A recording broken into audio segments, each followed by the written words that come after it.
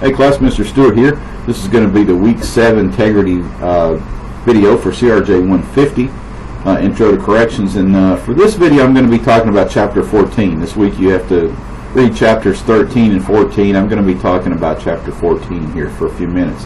That has to do with institutional programs. Learning objectives for this chapter include how correctional programs help address the challenges of managing time in a correctional setting. We're going to describe the ways that security acts as a constraint on programs that are offered in prison.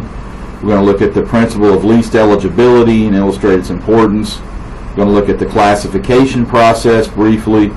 We're going to talk about the different kinds, major types of institutional programs, look at some recent developments, describe the main types of correctional industries and how it works, and then look at the current pressure facing correctional program policies. I think it's important to understand that prison is not just about sitting there doing nothing.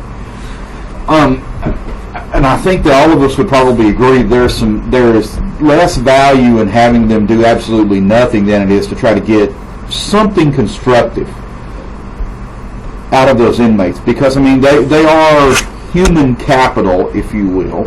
They have even though they may have done something wrong there in prison, they probably still have some talents, or they have some things that they can do within the prison that can, I don't necessarily want to say earn their way, but can help out the whole idea of how the prison works. But it's also understand that idle hands do the devil's work. And so if we have them busy doing things, then they're less likely to do bad things in prison as well. I mean, it still happens, but it's less likely. And then also there's some programs out there that are about rehabilitation. And because understand that the majority of people that go to prison will get out at some point. And when they get out, they need some skills and some things necessary to be able to not reoffend. So that's kind of the whole idea behind correctional programming. Several different facets there. So it manages their time by mitigating the oppressiveness of it. I mean, it gives them something to do, so they're not just sitting in a cell 24 hours a day, 7 days a week. We will actually get out and have them do things. Provide some opportunity for them to improve their own life. Keep prison time from becoming dead time, which basically means we're getting nothing in return. Not that we get a lot in return anyway, but if we didn't have them participating in programs, work or whatnot, industries or something, we'd get nothing in return from this person. And it also doesn't do them a good job in their own life, because if they get out and they've done nothing but sit and do time for the last 5 years, that's what they're used to. That's what they're going to want to do when they get out, which means they're not going to be a productive citizen. So keep that in mind as well. The more programs that are offered, the less likely inmates' boredom will translate into hostility towards the staff.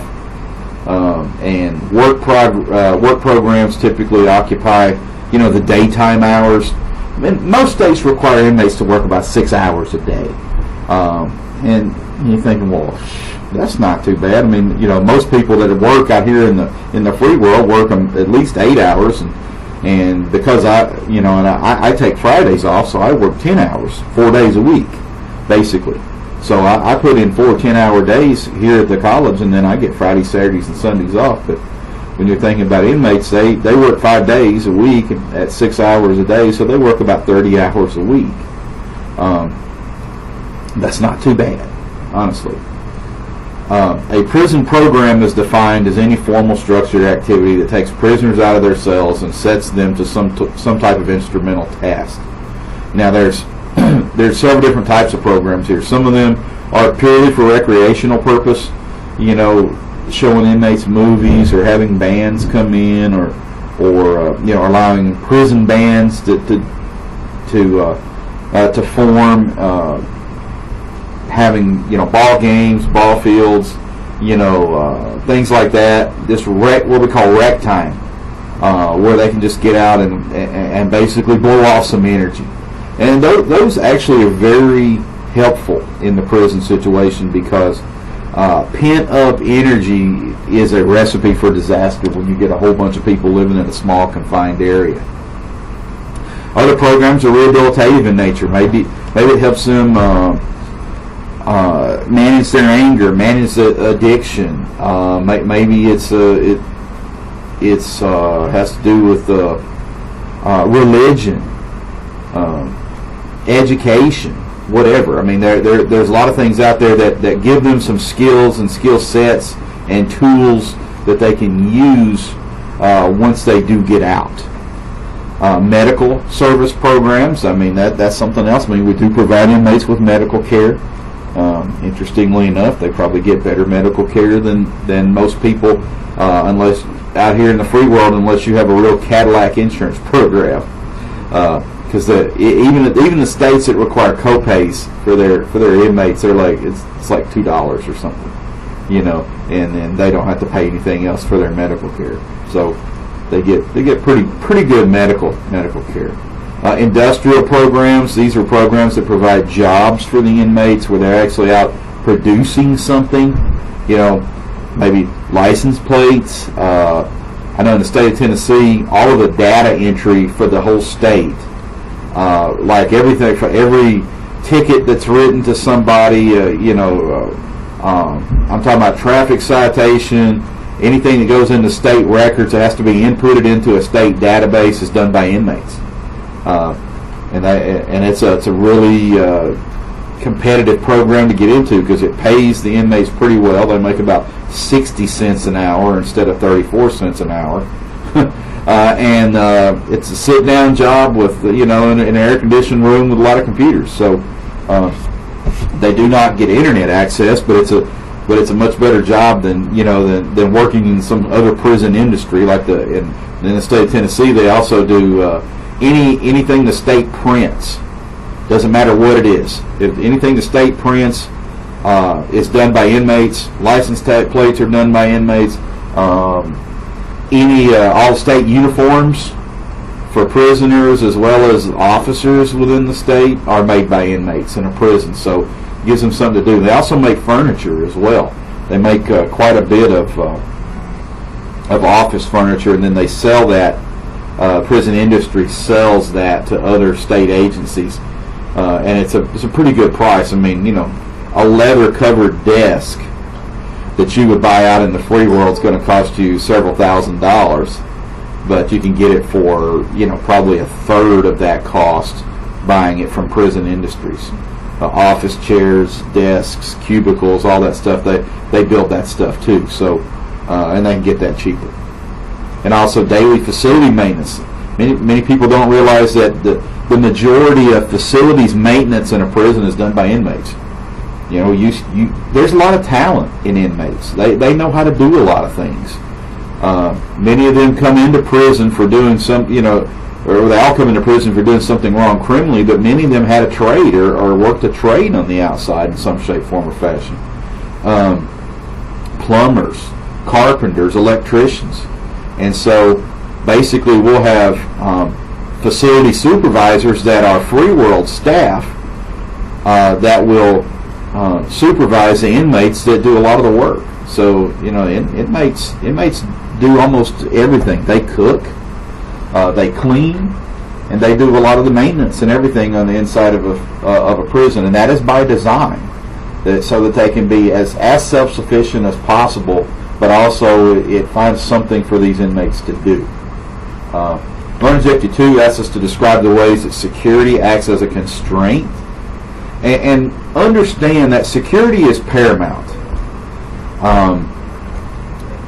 It doesn't matter what programs we have or how good a prison we run, if it's not secure enough to keep the inmates that we need to keep kept in, then we're not doing anything. We're not doing our job. So no matter how beneficial the program is, it must not ever conflict with security, simply because you just can't. Security has got to be tantamount and paramount within the facility.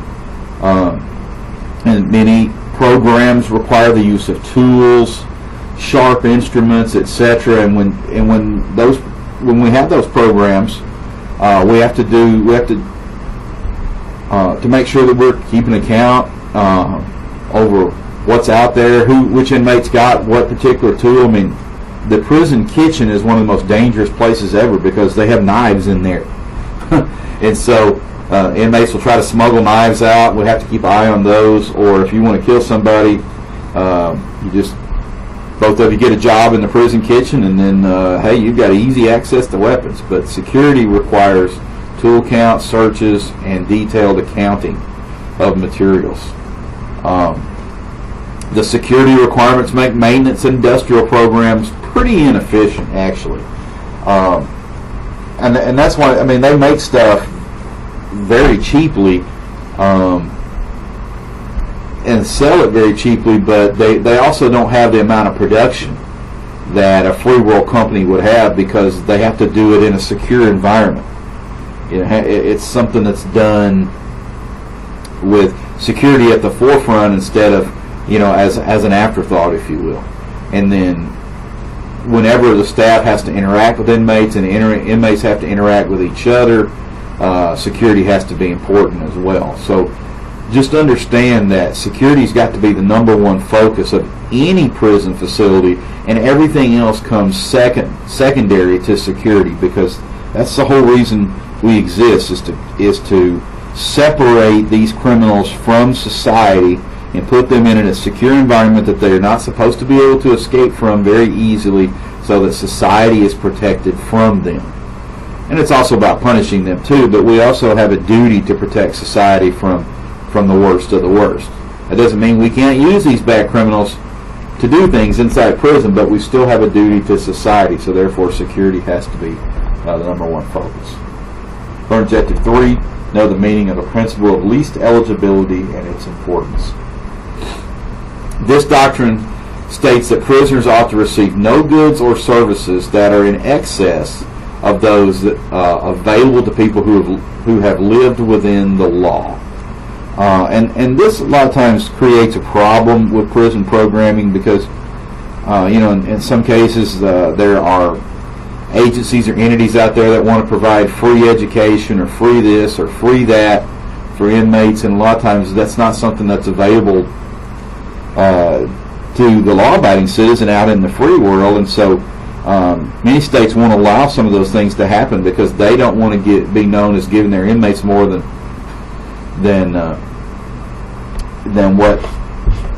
what other people get. And a good example of that is Pell Grants. Many of you may be going to college on a Pell Grant program, but prior to 1994, inmates could go to college on Pell Grants as well. And so they disbanded that program because they said that just wasn't fair to the law-abiding citizen, that the inmates, people who are locked up in prison, ought to get free college too. Now, understand there are some other programs that's kind of come out and taken the place of Pell Grants. So it's not tax dollars that are paying to educate inmates, but it's private dollars a lot of times, and you can't really say a whole lot about private dollars if somebody gives the state money to run a particular program. They can't say a whole lot about that other than unless it affects security. The public doesn't want to reward criminal activity, so therefore they try to weaken the programs that are offered in prison just so that they are, I guess, they have less meat in them than what would be offered to law-abiding citizens, and I understand that. Somebody that never had anything goes out and commits a crime, they can go to prison and get free medical care, free college, free almost everything, but they couldn't. That wasn't eligible to them outside of prison. That's not fair to those people who are following the law. So I think you guys could see that too. I also see it from the other side that, well, they did wrong. We're punishing them by being in prison, but we also know they're going to get out, and we don't want to see them in prison again. So therefore, we need to give them some things, some tools, some skill sets necessary so that they don't come back to prison. So there's a couple different ways to look at that. Learning Objective 4 is asking us to look at the classification process, and talk about objective classification. What classification is when somebody is convicted of a crime and they get sentenced to prison. They don't just automatically go to the prison where they're going to serve the majority of their sentence. We send them through an intake and classification center, and we go through a process. Sometimes it could be as little as a couple of weeks, could be as much as 6 weeks, where we run a variety of tests and evaluations on each incoming inmate into the system to see what services or education needs that they have, what services that they need we could provide. But we also look at the crime. We look at the security level necessary. We don't want to put them in with other inmates that either they can victimize or could victimize them. So security is also at the forefront of the classification process. But this also is what allows us to decide which particular prison to send somebody to and which programs that they need to complete in order to start on the rehabilitative process. So this is also where there's a bit of indoctrination into the prison system, especially for first-time offenders. Prison can be scary when you first get there. We use classification as a management tool to ensure that inmates are assigned to units appropriate to their custody level. They're separated from those who might victimize them, and they're grouped with members of even the same work assignment. So we kind of build cohorts to a certain degree, if you will, with classification. Most states have a motto in their prison system that says institutional needs outweigh personal wants, needs, and desires. And that not only goes for staff, but it also goes for inmates. It doesn't matter if you can't read and write and you have some severe medical issues that we might put you in the state prison hospital for, but if we believe that you are a threat to security, we're probably not going to put you in the state hospital. We're probably going to put you in a maximum security unit and then put you in the hospital ward there, simply because we're much more concerned with the security classification than we are any of your other personal wants, needs, and desires. And keep that in mind. That sounds a little harsh and a little brash, but it is what it is to protect the public. Objective classification, we have two models in regard to that. You have the predictive model, and this is designed to distinguish inmates with respect to risk of escape, potential misconduct, and future behavior. We use statistical models based upon how many previous offenses they've had, how many have they been to prison before, what their current offense was, and we're trying to predict how much of a risk they are using this predictive model. The other type of classification is the equity-based model, and this is where we use only a few explicitly defined legal variables reflecting the current and the previous characteristics.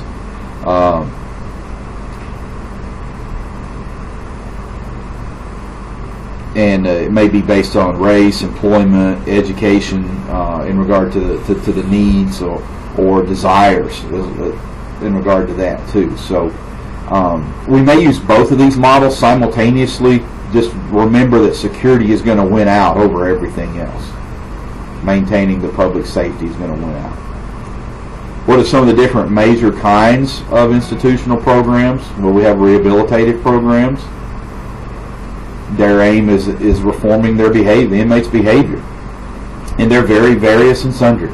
They're everything that's been that they range from being led by religious leaders all the way up to trained clinical psychologists and psychiatrists.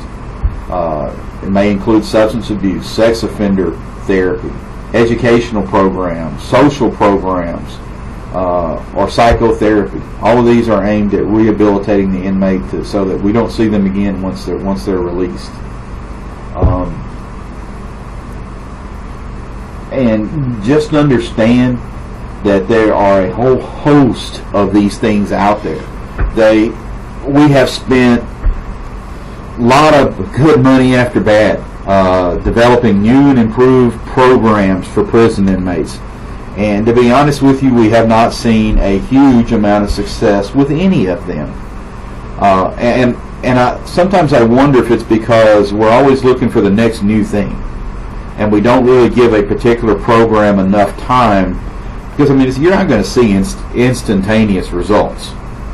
You know, this has to be something that's done over a couple decades to really realize the results of some of these programs. And I think that they'll try something for a little while. If they don't see immediate success, they move on to something else. They move on to something else. They move on to something else. Before long, you've tried all these different things and nothing really seems to work. I'm a firm believer that some of these things will work. You just have to give them time.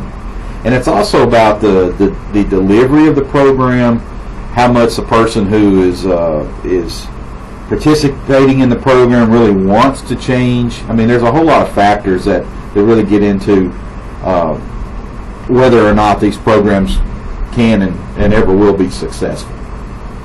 Burning Objective 6 asks us to analyze recent developments in the field of correctional rehabilitation. Martin's 1974 study indicated that prison rehabilitation is ineffective. At that time, it was deemed that prison rehabilitation was ineffective. It wasn't helping things. And that has kind of spurned a new vision in regard to rehab. Prison is a place that should provide safe and secure custody while punishing offenders. So we went from trying to do a lot of rehab, a couple decades ago, and because we didn't get immediate results, it didn't seem to work, we changed the outlook that we're just going to warehouse prisoners. We're going to lock them away, and we're going to provide a safe environment, but a secure environment to house them, to warehouse them while they're serving their sentence, and that protects the public. But the other way to look at that is, if we don't continue to engage in rehabilitation, we're going to see the inmates that get out of prison this year are back in prison next year, because we have not given them the tools or the skill sets necessary to effectively change their thinking and change their way of living. And then because we label them as a criminal, even when they get out of prison, they don't get a lot of breaks in society. That goes with them. I mean, and it makes their life infinitely more difficult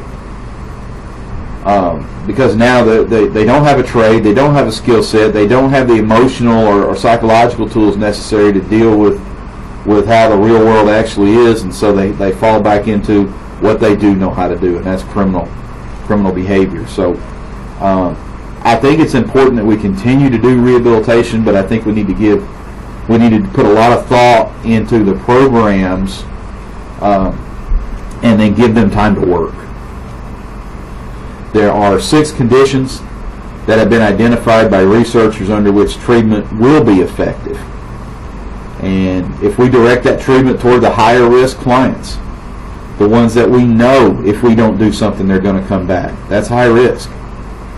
Number 2, responds to offenders' problems that cause the criminal behavior. The treatment must directly address the root causes of their issues. Number 3, takes into account the offender's psychological maturity. That's something that historically we really haven't done. Just because you were 40 years old, we treat you like a 40-year-old, but psychologically you may be a 12-year-old. And so we need to treat you according to your psychological age and maturity level. Number 4, providers are allowed professional discretion on how to manage their offenders' progress and treatment. I mean, I think that's just necessary. If you're doing professional treatment of somebody, you've got to have some discretion on how you treat them. You have to fully implement these programs as they were intended, not just cherry-pick pieces and parts of a program and hope it works. You have to fully implement these programs. And then after the inmate has completed a program, you've got to follow up with them, stay on top of them, make sure they're working their steps, they're doing what they're supposed to be doing. And I think that if you can meet these 6 conditions, you're going to see that the rehabilitation and treatment efforts are much more effective. Understand that it's a cost-benefit ratio in regard to treatment. It's much cheaper to keep them secure than it is to rehabilitate them while keeping them secure. I told you early on in one of the integrity classes that the prison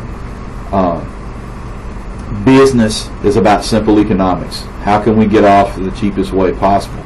And typically it's about how can we get away the cheapest way possible, but also in the immediate. You have to understand that if we do good rehabilitation, we won't see that inmate again in prison, which means we've saved the state some money later. But if we don't do rehabilitation now, then it's cheaper to keep that inmate in prison, and then if they come back in 5 years, we'll worry about that at that time. That's kind of kicking that bucket down the road. But if you can make some plans for a more cost-effective treatment plan, then you won't have to deal with them later. You can spend the money now and you save that money later. Hopefully you guys can understand that. Learn Objective 7 asks us to describe the main types of correctional industries and understand that the prison industry is a way to manage the restlessness and idleness of prison time. It's viewed as part of the reformative process. We teach them a trade, how to do certain things, and they work a job. They learn some responsibility.